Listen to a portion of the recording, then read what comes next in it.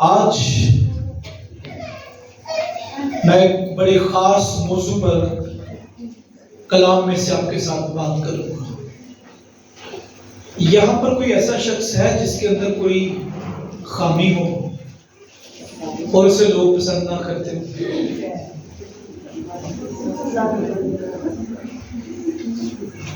हमारी जिंदगी में खूबियों के साथ खामियां भी होती हैं, रलिया मिलिया कम होती है। हाँ जी, वो खामियां कमियां ये बहुत ज्यादा जी है। कोई यहाँ पर जी है कोई कमी है, खामी है। ओके, अगर हमें कमी या खामी है, लोग हमें पसंद नहीं करते, हम ज्यादा खूबसूरत नहीं है, अच्छे नहीं है, अच्छे कपड़े इसलिए नहीं पहनते क्योंकि अच्छे कपड़े नहीं है, हमारा बोलने का अंदाज अच्छा नहीं है, हमसे दुआ अच्छे अल्फाजों में नहीं होती, गीत अच्छे अल्फाजों में या अच्छे सुर में नहीं गाया जाता। इन तमाम कंडीशन में कई दफा लोग हमारे बारे में नेगेटिव सोच रखते हैं। क्या ख्याल है? ये दुआ करने आ गया, माइक पकड़ लिया, इसको तो दुआ करनी आती नहीं, क्या अल्फाज बोले इसने। फिर ये गीत गाने के लिए आ गया है, इसने क्या गीत गाया? क्या खुदा हमारे सुरों को देखता है या उस शायरी को देखता है जो हम गा रहे होते हैं? नहीं, खुदा हमारे अंदर से निकलने वाली आवाज को पसंद करता है। हालेलुया। एक खुदा का खादम था, अभी कलाम की तरफ जाएंगे, बहुत जबरदस्त खुदा का खादम था। उसने एक स्टेडियम के अंदर बहुत से म्यूजिक वाले बुलाए, वायलिन वाले, ड्रमर, गिटारिस्ट, पियानो वाले, कीबोर्ड वाले, बहुत से, पूरा का पूरा स्टेडियम सिर्फ साज बजाने वाले लोगों से भरा हुआ था और वो किसी ज़बूर की या गीत की धुन बजा रहे थे। और वहीं पर एक बड़ा क्राउड था जो उस गीत या ज़बूर की धुन पर गीत गा रहा था, अच्छी आवाजों में, बेहतरीन आवाजों में। बहुत सी आवाम वहां मौजूद थी और जब ये वर्शिप शुरू हुई, ये गीत शुरू हुए, ज़बूर शुरू हुए, वो खादम अपने कमरे में चला गया। साथ ही उसको एक कमरा दिया गया था रेस्ट रूम के लिए, वहां गया और उसने कहा, खुदावंद, मैंने तेरे लिए इस प्रस्तिश, इस सितारिश के सारे प्रोग्राम को ऑर्गेनाइज किया। ये साज तेरे जलाल के लिए बज रहे हैं, ये प्रस्तिश तेरे जलाल के लिए हो रही है। तुझे कैसा लग रहा है? खुदा ने उससे कलाम किया, तू जानना चाहता है कि जितना भी तूने प्रस्तिश का अरेंज किया, मुझ तक कौन सी आवाज पहुंच रही है? उस सारे क्राउड में कोई 10-12 बूढ़ी माइयां थी और वो भी प्रस्तिश कर रही थी। सिर्फ खुदा बाप के तख्त तक उनकी टूटी फूटी बेसुरी, जिसमें सुर ना हो, कपकपाती कमजोर आवाज थी और वो उस कपकपाती कमजोर और टूटी फूटी आवाज के साथ खुदावंद की प्रस्तिश कर रही थी। खुदावन ने उसको कहा, सुन, जो मेरे तख्त तक आवाज आ रही है। सिर्फ वो 10-12 माइयों की थी जो उस बड़े क्राउड में खुदावन की प्रस्तिश कर रही थी। और आपको पता है कि सिर्फ उन्हीं की क्यों आवाज पहुंची? क्योंकि शायद बाकी सभी लोग दिखावे के लिए कर रहे थे, अपनी अच्छी आवाज की पब्लिसिटी के लिए कर रहे थे, अपने अच्छे सुरों की पब्लिसिटी के लिए कर रहे थे। लेकिन वो 10-12 बुजुर्ग औरतें जो कुछ भी वर्शिप में गा रही थी, सिर्फ खुदा बाप के नाम को जलाल देने के लिए। हालेलुया। मैं ये नहीं कहूंगा यहां पर कि हमें अच्छी आवाज में नहीं गाना चाहिए। खुदा ने अगर अच्छी आवाज दी है, अच्छे साज बजाने सिखाए खुदा ने, जरूर कीजिए। लेकिन अगर हम कर रहे हैं तो कैसे करें? दिल से।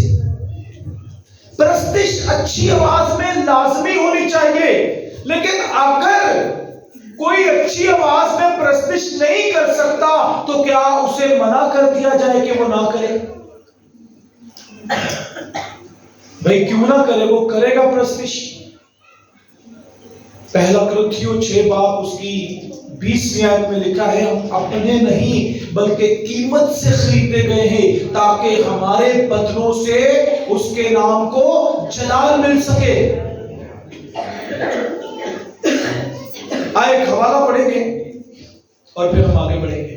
नहीं, पहले हवाले से पहले मुझे एक और एग्जांपल याद आ गई। बिली ग्राहम से, कैथरीन कुलमन से, ये भी खुदा की खादमत थी और बड़ी पावरफुल खादमत थी। एक दफा मैंने इसकी एक एग्जांपल भी आपके साथ शेयर की थी। कैथरीन कुलमन, बिली ग्राहम और फिर विगल स्मिथ से और विलियम जेस मोर से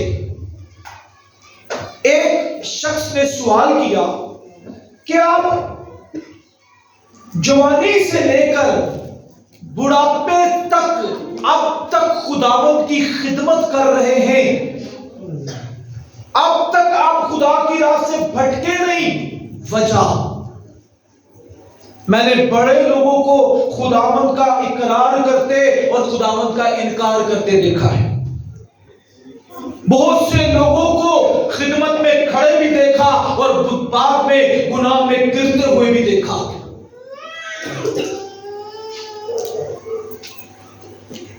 सवाल किया गया कि आप जवानी से बुढ़ापे तक अभी तक खुदावंद की खिदमत कर रहे हैं, कभी भी आप इससे मुड़े नहीं, फिरे नहीं, गुनाह में नहीं गिरे। रीजन? इन सभी खुदाओं का एक ही जवाब था कि हम जब हर सुबह उठते हैं तो हम हर सुबह उठकर ईमान के साथ ये कहते हैं कि आज हमें हमारा यीशु लेने आ रहा है।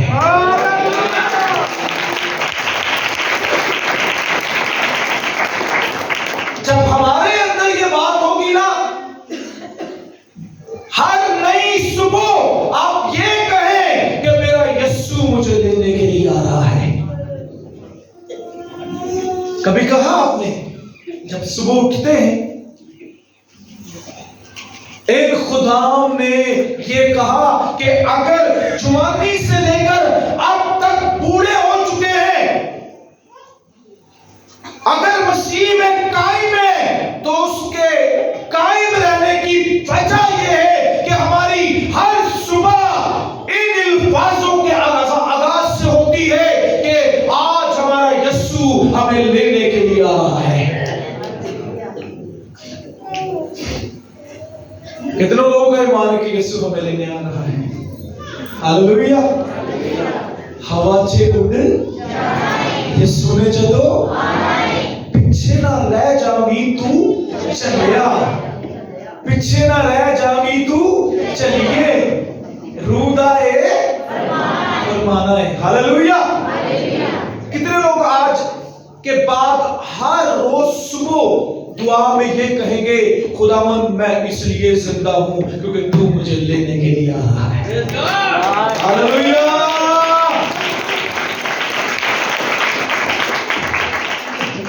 कैसा खूबसूरत वो वक्त होगा जब यीशु आएगा और हम हवा में उड़कर उसका इस्तेमाल करेंगे। आमीन। आए हमारे पैदाइश की किताब उसका 29 बाब। इस मैसेज को मैंने अपने चर्च की कुछ फैमिलियों में भी पिछले माह में सुनाया और खुदा ने मेरे दिल में डाला कि ये मैसेज मैं कलीसिया के साथ भी शेयर करूं। मेरा ईमान है कि आप बरकत पाएंगे। 29 बाब 31 आयत से, और जब खुदावन ने देखा कि लिया से नफरत की गई तो उसने उसका रहम खोला, मगर राखल बांझ रही और लिया हामला हुई और उसके बेटा हुआ और उसने उसका नाम रोबिन रखा, क्योंकि उसने कहा कि खुदावन ने मेरा दुख देख लिया, सो मेरा शोहर अब मुझे प्यार करेगा। वो फिर हामला हुई और उसके बेटा हुआ। तब उसने कहा कि खुदावन ने सुना कि मुझसे नफरत की गई, इसलिए उसने मुझे ये भी बख्शा। सो उसने उसका नाम शमौन रखा और वो फिर हामला हुई और उसके बेटा हुआ। तब उसने कहा कि अब इस बार मेरे शोहर को मुझसे लगन होगी, क्योंकि उससे मेरे 3 बेटे हुए, इसलिए उसका नाम लावी रखा गया। और वो फिर हामला हुई और उसके बेटा हुआ। तब उसने कहा कि अब मैं खुदावन की सितारिश करूंगी, इसलिए उसका नाम यहूदा रखा। फिर उसके औलाद होने में तौक़ुफ़ हुआ। कलाम खुदा का पढ़ा, सुना और इस पर अमल किया जाना हम सबके लिए बाइस से बरकत हो। हालेलुया। मेरे अजीज बहनों और भाइयों, बाइबल मुकद्दस के अंदर हमें एक शख्स मिलता है जिसका नाम याकूब है। याकूब और ईसाऊ ये 2 भाई थे और ये दोनों ट्विंस थे और ये इसहाक और रिबका से पैदा हुए। ईसाऊ शिकारी था और याकूब भेड़ बकरियां चराने वाला शख्स था। एक वक्त आया कि ईसाऊ जब शिकार मारकर वापस आया तो उसे भूख लगी। याकूब दाल पका रहा था। ईसाऊ ने कहा मुझे खाने के लिए दे। आज का मैसेज आपके लिए बड़ा जरूरी होने जा रहा है। उसने कहा मुझे खाने के लिए दे क्योंकि मैं भूख के मारे मरा जा रहा हूं। याकूब ने कहा खाना तुझे मिल जाएगा, अपने पेलोठे होने का हक मुझे बेच दे। उसने दाल की 1 कटोरी के इर्स अपने पेलोठे होने का हक बेच दिया, इसलिए कि वो भूख की वजह से मर रहा था और इन हालात में उसने जल्दबाजी की। यहूदियों में जो पेलोठा होता है उसे जायदाद का डबल पोर्शन दिया जाता है, डबल हिस्सा दिया जाता है, बरकत का डबल हिस्सा दिया जाता है। बरकत पहले पेलोठे की होगी। और यहूदियों में एक और बात पाई जाती है, हमें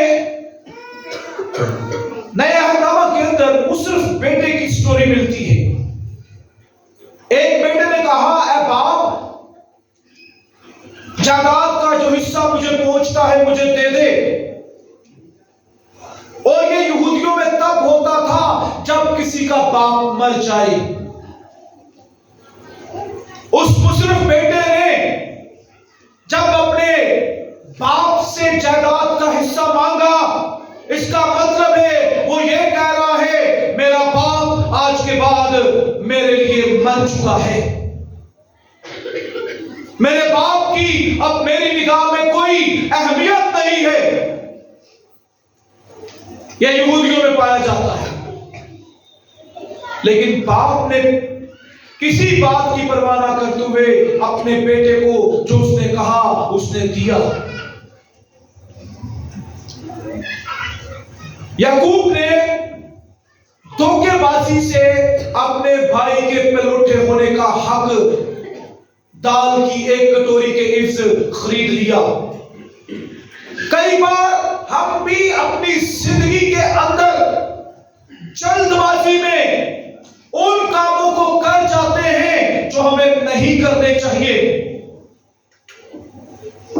कई बार खुदा ने जो हमें पोजीशन दी होती है, खुदा ने जो हमें लेवल दिया होता है, खुदा ने जो हमें इख्तियार दिया होता है, हम अपनी कम अक्ली की वजह से खो बैठते हैं।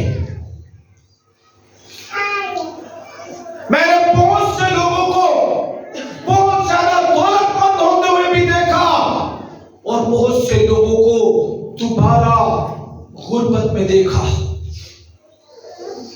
18 साल मैंने मार्केटिंग की, 2000 से लेकर 2018 तक मैंने अपनी लाइफ में मार्केट में बहुत से लोगों को देखा, इन कंडीशन के अंदर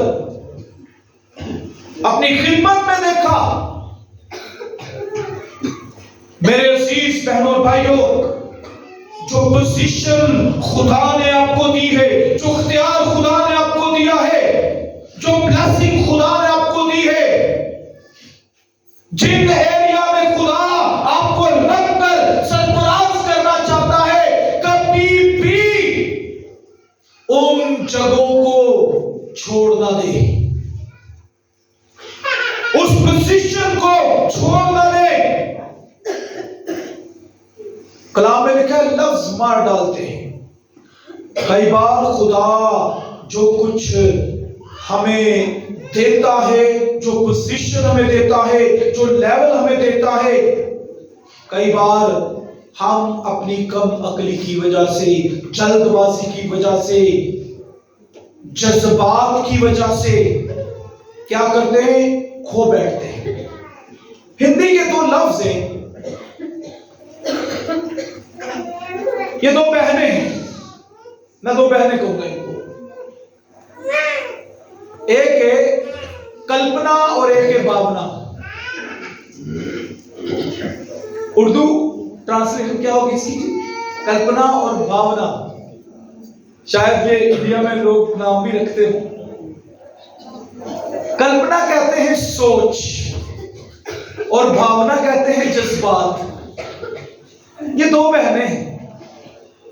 कई बार हम सिर्फ और सिर्फ पता क्यों रह जाते हैं, अपनी सोच और अपने जज्बात की वजह से। मैंने एक खादम की पिटीशन को पढ़ा और पता क्या लिखा हुआ था, जज्बाती शख्स अपनी जिंदगी में कभी खिदमत नहीं कर सकता। जो जज्बाती होगा कभी खिदमत नहीं कर सकता, चाहे उसको खिदमत का टाइटल मिल जाए, खिदमत में वो आ जाए, लेकिन वो खिदमत नहीं कर पाएगा। टाइटल चाहे उसको मिल जाए, लेकिन अगर वो जज्बाती है, कभी भी वो उस जगह पर खड़ा नहीं हो पाएगा जहां पर खुदा उसे देखना चाहता है, सिर्फ अपने जज्बात की वजह से। इसलिए अपनी सोच और अपने जज्बात पर हमेशा काबू रखें।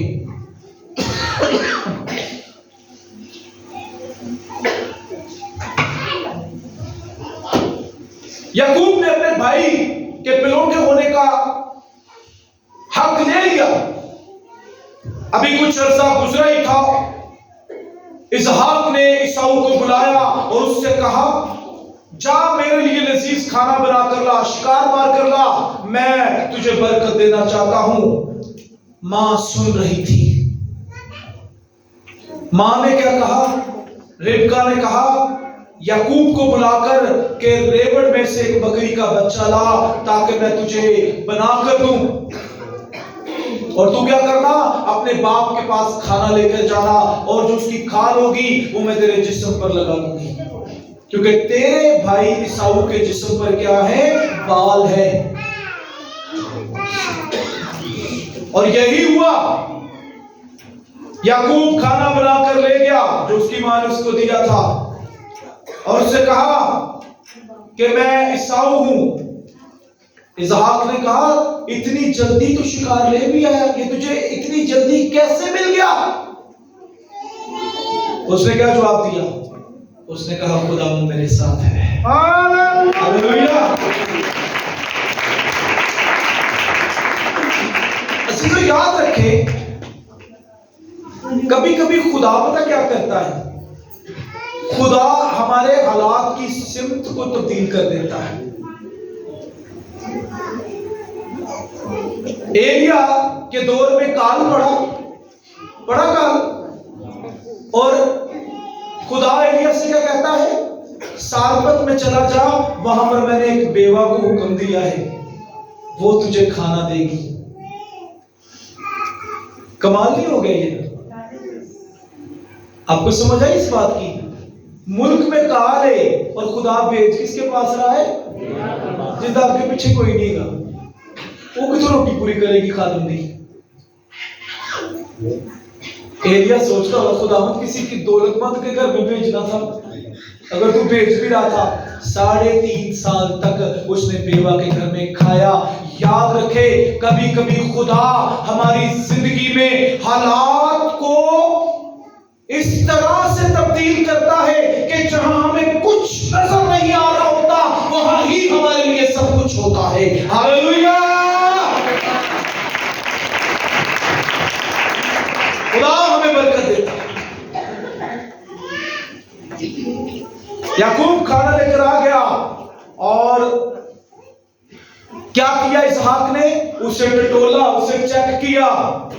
बरकत ऐमी नहीं दी जाती, पर चूंकि उसकी आंखें कमजोर पड़ गई थी, देख नहीं पाया, इसलिए कलाम में लिखा है ना, हाथ रखने में जल्दबाजी ना करो।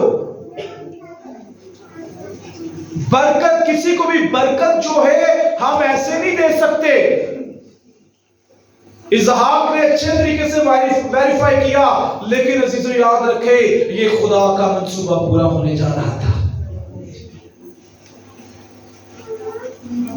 और हुआ क्या? वो अपने बाप से बरकत ले गया। इस बात पर ईसाऊ को गुस्सा आया।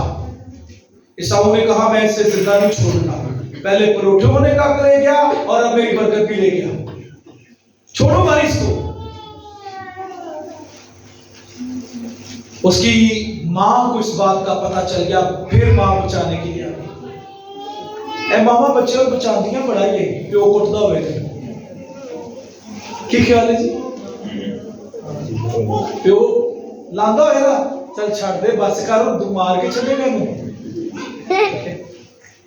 और बच्चा क्या करेगा? वो पीछे पीछे जाएगा, और वही बच्चा बड़ा होकर मां के लिए गम और बाप के लिए बला बन जाता है। होता है ऐसा कि नहीं होता? फिर ਅਸੀਂ प्रेयर रिक्वेस्ट देने भाई सब दुआ करो साडे बच्चे साडे ताबिया हो जाए, साडे बच्चे साडी गल मनन, लड़के की उस राह पर तरबियत कर जहां से वो बूढ़ा होकर भी ना फिरे, और अगर तू अपने लड़के को छड़ी से मारेगा तो वो मर नहीं जाएगा। तरबियत जरूरी है। आगे मां ने क्या किया? मां ने इसहाक से कहा कि ईसाऊ इसे मार देगा, इसको क्या अपने मामू के घर भाग जा। आखिरकार नान के काम आए, बचा फिर और अपने मामू के घर चला गया। दाद कह रही है अपनी जगह अहमियत है, लेकिन उन्होंने कहा नान कहते चले जाइए, वाह दूर रहते नहीं, बचत हो जाएगी। हालेलुया। चला गया, और वहां पर जब पहुंचा, जाते साथ ही राखल पसंद आ गई। जान बचाने गया था, है वो शादी के मिशन च पै गया। ठीक है, आगे से मामू भी होशियार था। मामू ने क्या किया, लाबन को जब पता चला कि याकूब के पास बरकत है, मैं आज आपको बताना चाहता हूं, जिनके पास बरकत है उन्हें कभी ना छोड़े। Hallelujah, hallelujah.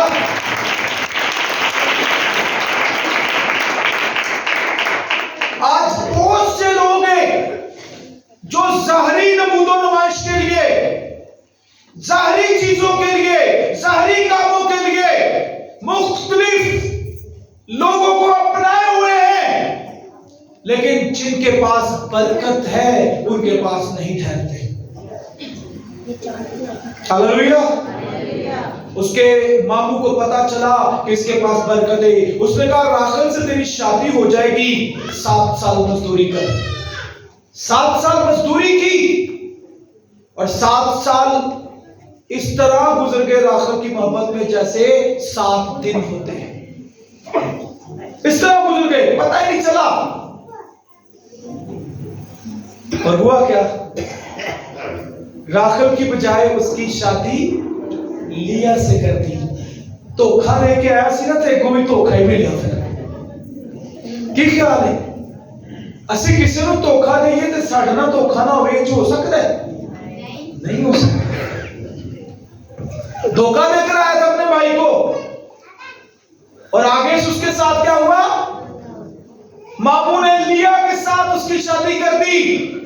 और जब उसने लिया को देखा तो उसने कहा अपने मामू से, आपने मेरे साथ ये क्या किया? क्योंकि लिया खूबसूरत नहीं थी। लिया चुंदी आंखों वाली थी, छोटी आंखें थी, टेढ़ी आंखें थी। अपने मामू से कहता है कि तूने मेरे साथ ये क्या किया? उसने कहा ऐसे कर, राखल के साथ भी तेरी शादी कर देता हूं, 7 साल और नौकरी कर, 7 साल और काम कर। और कहते हैं याकूब बीवी के लिए नौकर बना। किसके लिए नौकर बना? बीवी के लिए। 7 साल और लगाए, 14 साल टोटल। उसने 20 साल अपने मामू के यहां काम किया। लेकिन यहां पर जिस बात को मैं आपके साथ शेयर करना चाहता हूं वो ये है, याकूब ने राखल से तो मोहब्बत की, लेकिन लिया से नफरत की। क्यों? उसकी बदसूरती की वजह से। वो खूबसूरत नहीं थी।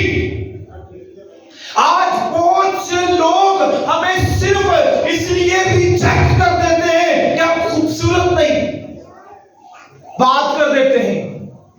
उसका नाक देखा है, उसके कान देखे, उसकी आंखें देखी, उसका माथा देखा, होंठ देखे। हम एक दूसरे के चेहरे के बारे में उल्टी सीधी बातें करते हैं।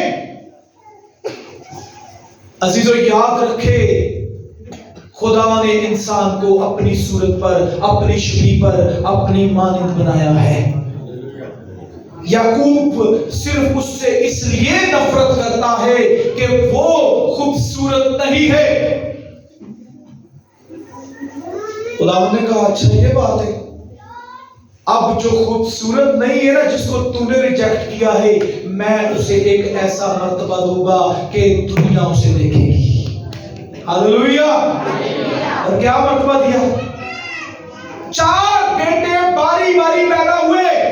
पहले रोबन, फिर शमौन, फिर लावी और फिर यहूदा।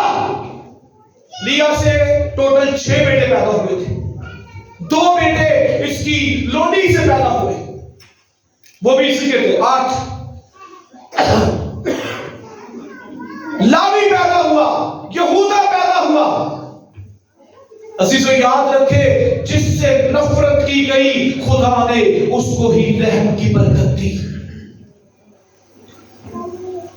जब जब आप ये महसूस करें कि लोग आपसे नफरत करते हैं, लोग आपको पसंद नहीं करते, तब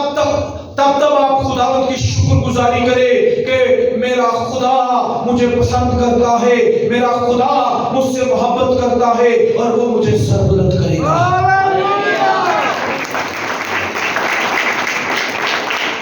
लावी पैदा हुआ उससे। अब ये लावी कौन था? याकूब के 12 बेटों में से एक। आए देखिए खरूज की किताब 2 बाब पहली आयत। और लावी के घराने के एक शख्स ने जाकर लावी की नस्ल की एक औरत से ब्याह किया। वो औरत हामला हुई और उसके बेटा हुआ और उसने ये देख कर के बच्चा खूबसूरत है 3 महीने तक उसे छुपा कर रखा और जब उसे और ज्यादा छुपा ना सकी तो उसने सरकंडों का एक टोकरा लिया और उस पर चीकनी मिट्टी और राल लगाकर लड़के को उसमें रखा और उसे दरिया के किनारे चाऊ में छोड़ आई और उसकी बहन दूर खड़ी रही ताकि देखे कि उसके साथ क्या होता है। ये बच्चा कौन सा है? मूसा। ये मूसा है जो लावी की नस्ल से पैदा हुआ। और आपको पता है मूसा ने क्या किया? पहले 40 साल खामोश यूनिवर्सिटी में रहा। जब वो बहन से बियाबान में गया, इन 40 सालों में एक भी बार खुदा ने उससे बात नहीं की। लेकिन जैसे ही 40 साल के बाद वो दोबारा मिस्र में आया और मूसा के वसीला से खुदा ने वहां पर बड़े बड़े मौजज़े दिखाए, बड़ी बड़ी कुदरत को जाहिर किया और ना सिर्फ बनी इस्राएल ने बल्कि पूरे मिस्र ने बाइबल के खुदा की बड़ी कुदरत को देखा। हालेलुया। मूसा कौन था? मूसा लावी की नस्ल से पैदा हुआ। और लावी कौन था? लावी लिया का बेटा था। 12 कबीलों में से एक कबीला लावी का है। वो लिया जिससे नफरत की गई, खुदावंद ने उसके रहम से लावी को पैदा किया और लावी की नजर से मूसा पैदा हुआ जो तकरीबन 25 लाख इस्राएलियों को मिस्र की गुलामी से बाहर निकाल कर ले गया। हालेलुया। कोई यीशु के लिए तालियां बजाएगा। खुदा जब किसी को सरफराज करता है ना, अगर आप ये सोच रहे हैं मेरे ऑफिस में मेरी कोई वैल्यू नहीं, मेरे जॉब प्लेस पर मेरी कोई वैल्यू नहीं, मेरे घर में मेरी कोई वैल्यू नहीं, खुदा आपको उठाएगा और सरफराज करेगा।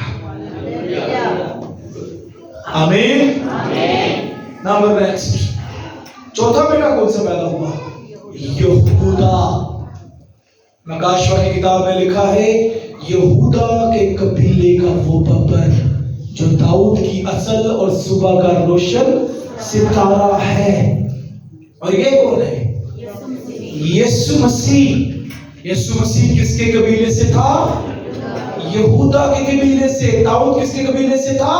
यहूदा के कबीले से, जिसने पूरे इस्राएल पर 40 साल तक हुकूमत की और अपनी जिंदगी की एक भी जंग नहीं हारी। लिया जिससे नफरत की गई, उससे यहूदा पैदा हुआ और यहूदा की नस्ल से यस्सी पैदा हुआ और यस्सी से दाऊद पैदा हुआ और दाऊद के कबीले से मेरा और आपका और पूरी दुनिया का निजात दहिंदा खुदावंद यीशु मसीह पैदा हुआ। और अजीजों में आपको बताना चाहता हूं, जब यीशु पैदा हुआ, जब यीशु ने खिदमत की, मुर्दे जिंदा हुए, लगने चले, अंधों ने आंखें पाई, गुनाहगारों ने निजात पाई और मसीह ने सलीब पर जान देकर मौत का बड़ा तमाशा बना दिया और मौत की आंखों में आंखें डालकर कहा, ऐ मौत तेरी फतह कहां रही? ऐ मौत तेरा दम कहां रहा? मौत फतह का लुकमा हो गई।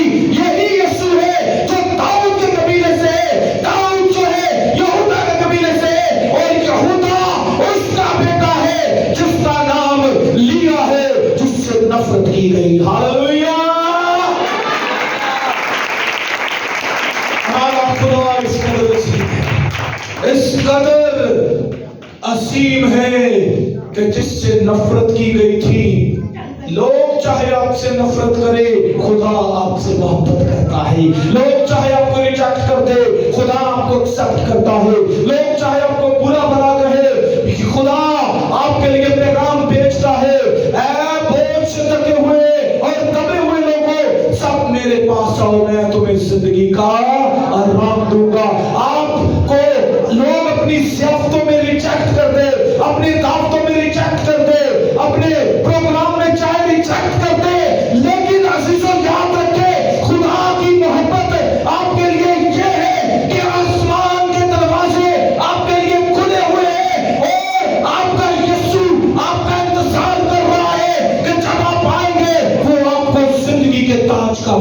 बना देगा। हालेलुया।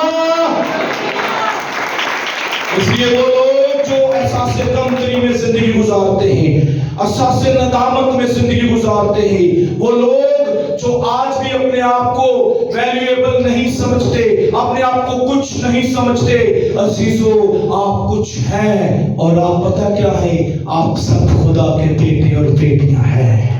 हालेलुया। कोई ऊंची आवाज में कहेगा आमीन, आमीन। मैंने तो पहले बताया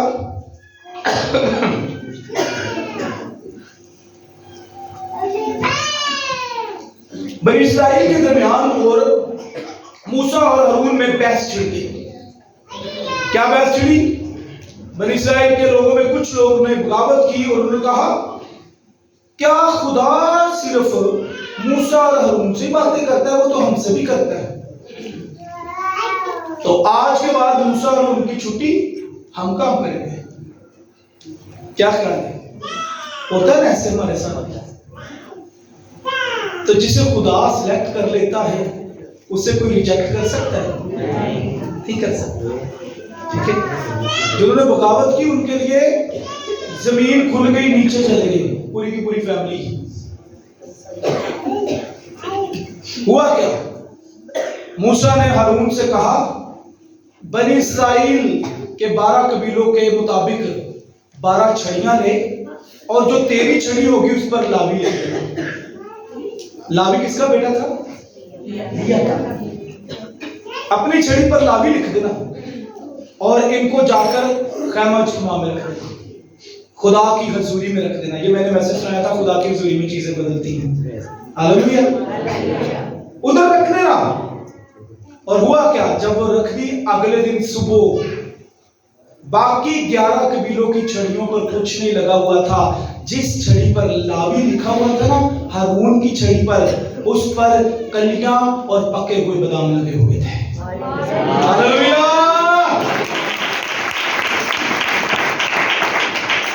जिस छड़ी पर लावी लिखा हुआ था, लावी कौन था?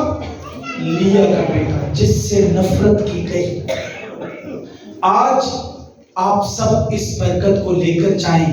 अगर आप अपने रिश्तेदारों, अपने ऑफिस, अपने काम, अपने मालिक की नजर में कुछ नहीं है, आज इस ईमान के साथ जाएं, मैं यीशु की नजर में बहुत कुछ हूँ। हालेलुया। मैं बहुत कुछ हूँ खुदावंद की नजर में, मैं बहुत कुछ हूँ खुदावंद की नजर में। आखिरी बात और फिर आमीन करेंगे। कुछ लोग जब दुआ करते हैं तो दुआ के दौरान कई दफा लोग उनके अल्फाजों को सुनकर अजीब सी फीलिंग्स लेकर आते हैं कि इन्होंने क्या दुआ की है। आपको पता है किरमल के पहाड़ पर जब एलिया का एनकाउंटर हुआ बाल देवता के 850 पुजारियों के साथ, तो वहां पर क्या हुआ? वहां पर दोनों की कुर्बानियों को लाया गया। पहले बाल के देवता के लोगों की कुर्बानी को लाया गया, कुछ नहीं बन पाया। मैं थोड़ा शॉर्ट कर रहा हूं।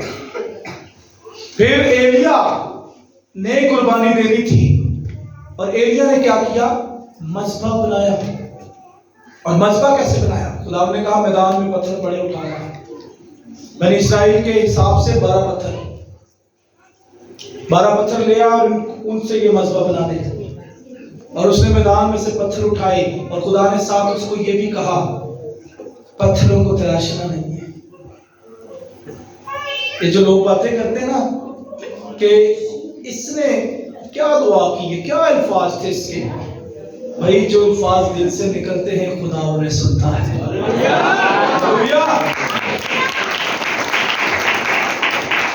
आज बहुत से लोग दुआ करने की भी बड़ी अच्छी तैयारी करके आते हैं, बड़े बड़े अच्छे लफ्ज चुन चुन कर दुआ में फिट करेंगे। खुदा ने कहा था पत्थरों को तराशना नहीं है, जैसे मिले वैसे ही ले आना। इसलिए याद रखे, आपकी वो दुआएं जो अपनी बड़ी तराश के बनाई है ना, खुदा उनकी तरफ कम और उन अल्फाजों की तरफ ज्यादा तवज्जो देता है जो डायरेक्ट आपके अंदर से निकलते हैं।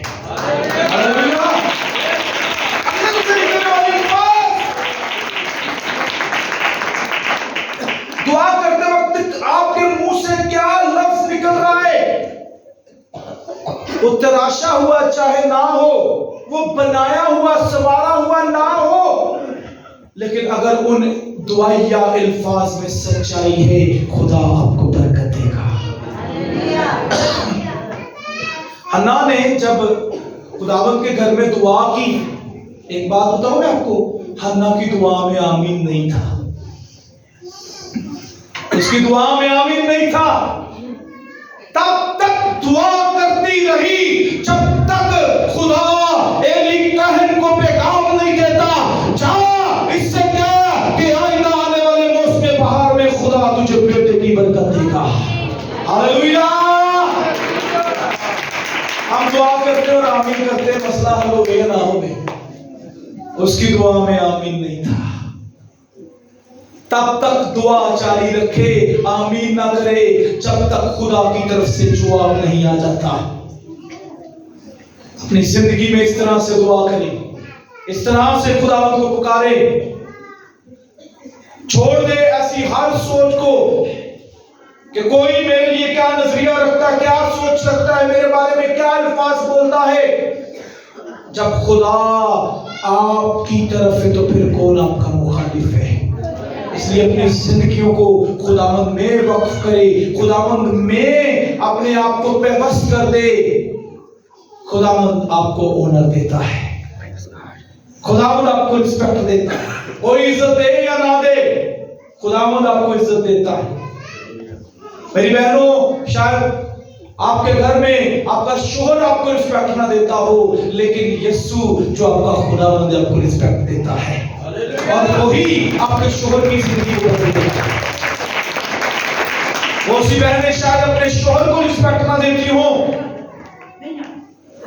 याद रखें एक वक्त आएगा खुदा उसी बहन को तैयार कर देगा, वो अपने शोहर के लिए घुटने टेकेगी और दुआ करना शुरू कर देगी। हालेलुया। क्योंकि खुदावंद की हुजूरी में चीजें बदलना शुरू हो जाती है। इसलिए अपनी जिंदगी को खुदावंद में पैवस्त रखकर चलना शुरू करें। खुदावंद कभी भी ये पसंद नहीं करेगा कि किसी से नफरत की जाए। लिया से नफरत की गई, खुदावंद ने उसे सरफराज किया। आखिरी बात के बाद आमीन। जब यकूब मरने लगा तो यकूब ने पता क्या कहा? यकूब ने कहा, मुझे राखल के साथ नहीं बल्कि मुझे लिया के साथ दफन करना, क्योंकि जिससे नफरत की गई थी खुदा ने उसे ही सरबुलंद किया। Hallelujah, hallelujah. खुदा से हम सब